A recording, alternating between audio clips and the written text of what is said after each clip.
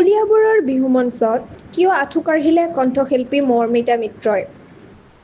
নমস্কাৰ, কলিয়াবৰ নিউজ চেনেললৈ আপোনালোকক স্বাগতম জনাইছোঁ। আজিৰ মুখ্য সংবাদ। কলিয়াবৰৰ জখলাবন্ধাত অনুষ্ঠিত বিহু উৎসৱৰ মঞ্চত এক হৃদয়স্পৰ্শী ঘটনা দেখা পোৱা গৈছে। জনপ্ৰিয় কণ্ঠশিল্পী মৌমিতা মিত্ৰই গীত পৰিৱেশন শেষ কৰাৰ পাছত মঞ্চত আঁঠু কাঢ়ি লৈ বিহু কমিটিক কৃতজ্ঞতাৰে ধন্যবাদ জনায়। তেওঁৰ মুখেৰে ওলোৱা শব্দসমূহ আৰু এই অভিব্যক্তিয়ে মঞ্চত উপস্থিতসকলক গভীৰভাৱে স্পৰ্শ কৰে। গায়িকাগৰাকীয়ে কয়, এই আদৰণি আৰু মৰম মোৰ বাবে অনুপম। এনে মৰম পোৱাটো ভাগ্যৰ কথা। এই বিশেষ দৃশ্য সামাজিক মাধ্যমতো ব্যাপক ভাইৰেল হৈ পৰিছে আৰু সকলোৰে গায়িকাজনীৰ নম্ৰতা আৰু হৃদয়ৰ স্পৰ্শতা ভূয়সী প্ৰশংসা কৰিছে।